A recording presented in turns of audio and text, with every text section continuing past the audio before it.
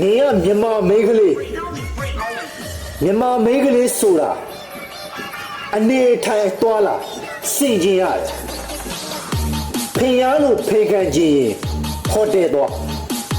ဒါလူများခရီးသွားနေတဲ့နေရာလုံးတင်လားမလုံးတင်လားအုံနောက်လေးကစဉ်းစားဟိုကောင်ရဲ့တနာယူ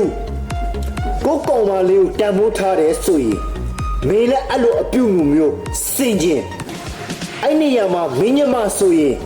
မင်းအဲ့လိုလုပ်မလားလူလိုနားလေကြတိုင်းပြည်ကစုပ်လူမျိုးကသိကြီးပျက်စီးနေတဲ့အချိန်မှာပြည်ပထွက်လူလိုလေးများနားမလဲဘူးတချို့သောကောင်တွေကောင်မတွေရှိသေးတယ်တော်လိုင်းရေးပို့တွေကြတော့ရှယ်မဲ့လူမရှိကြဘူးဝင်းရမဲ့လူမရှိကြဘူးဒီလိုကိစ္စမျိုးကြတော့သူကတင်လိုက်ငါတင်လိုက်အပြိုင်တွေတေးနေကြတာအဲ့လိုကောင်မမျိုးကောင်မျိုးတွေပို့မတင်နဲ့မင်းတို့ငါတို့ဖုံးနေတိတ်ခါကြတယ်အရေးကြီးတဲ့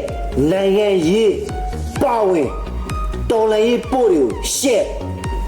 အတိတ်ပဲမရှိတဲ့လုပ်ရက်တွေကိုလုပ်နေတဲ့၍မင်းတို့ရဲ့ဘဝမင်းတို့ရဲ့နိုင်ငံဘယ်တော့မှမအေးချမ်းဘူးဆိုတာမြင်ရမှတ်တာကြားလားငါလုံးပါပါဗျာ